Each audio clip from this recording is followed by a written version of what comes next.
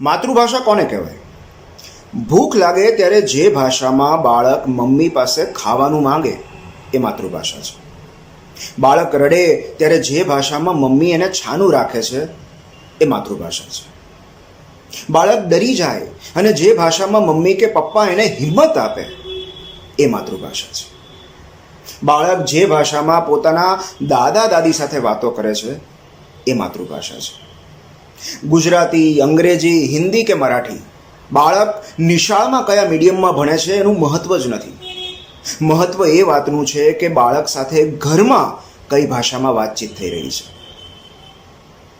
જે ભાષામાં બાળકને બાળ ગીતો અને બાળ વાર્તાઓ સંભળાવવામાં આવે છે એ માતૃભાષા છે. ઊંઘમાં આવેલું સારું કે ખરાબ સપનું બીજે દિવસે ઉઠીને બાળક પોતાના મમ્મી પપ્પાને જે ભાષામાં અભિવ્યક્ત કરે છે એ બાળકની માતૃભાષા છે. ફક્ત બાળક જ શું કામ, જે ભાષામાં આપણે અભિવ્યક્ત થઈએ છીએ એ આપણી માતૃભાષા છે. જે ભાષામાં આપણે પ્રેમપત્રો લખીએ છીએ એ આપણી માતૃભાષા છે. જે ભાષાના પુસ્તકો વાંચીને આપણે સાહિત્ય અને લેખક સાથે કનેક્ટ થઈ શકીએ છીએ એ આપણી માતૃભાષા છે. જે કવિતા, જે નવલકથા, જે ભાષાના લેખક અને જે ભાષાના પુસ્તકો આપણને પોતિકા લાગે છે એ આપણી માતૃભાષા છે. જે ભાષા સાંભળીને ગૂઝબમ્સ આવે છે એ આપણી માતૃભાષા છે. અંગ્રેજી, સ્પેનિશ કે ફ્રેન્ચ આવડી જવાથી કોઈ સ્કોલર બુદ્ધિશાળી કે સ્માર્ટ નથી બની જતું અને ફક્ત ગુજરાતી આવડવાથી કોઈ અબૂધ નથી રહી જતું. ગામડામાંથી આવેલા એક સાવ સામાન્ય માણસ કે જેને ગુજરાતી સિવાય બીજી કોઈ ભાષા નથી આવડતી, જેના ગુજરાતી ઉચ્ચારો પણ શુદ્ધ નથી, એનો આઈક્યુ કોઈ પોલીગ્લોટ કરતાં પણ વધારે હોઈ શકે છે. પોલીગ્લોટ એટલે એવી વ્યક્તિ જેને ખૂબ બધી ભાષાઓ આવડતી હોય. So intelligence has nothing to do with language. મહત્વની વાત એ છે કે તમને જે ભાષા આવડે છે એ ભાષાનો ઉપયોગ કરીને તમે લોકોને કેટલા ઉપયોગી થઈ શકો છો.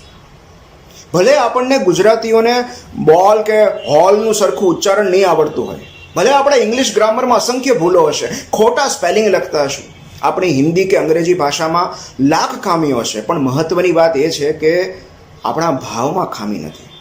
અને આ જગત ભાષા પર નહીં, ભાવ પર ટકેલું છે.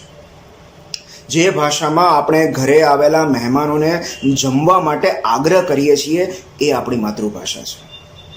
ગમે એટલા મોટા અંગ્રેજીના સ્કોલર હોય, પેટનો દુખાવો ઉપડે ત્યારે ઓહ માં કે અરે બાપરે જ શબ્દો મોઢામાંથી નીકળે છે.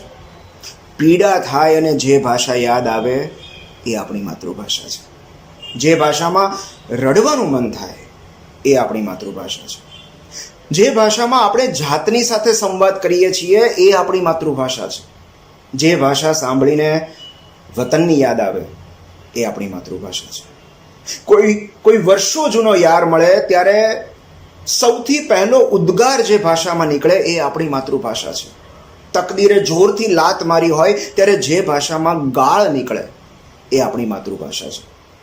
જે ભાષામાં તહેવારો ઉજવાય, જે ભાષામાં અવસાન નોંધ લખાય, જે ભાષામાં હાલરડું ગવાય એ આપણી માતૃભાષા છે. જે ભાષામાં કંકોત્રી છપાય એ આપણી માતૃભાષા છે. જે ભાષામાં ઈશ્વરની સાથે વાતો કરાય એ આપણી માતૃભાષા છે. અને આપણા સૌની માતૃભાષા ગુજરાતી છે.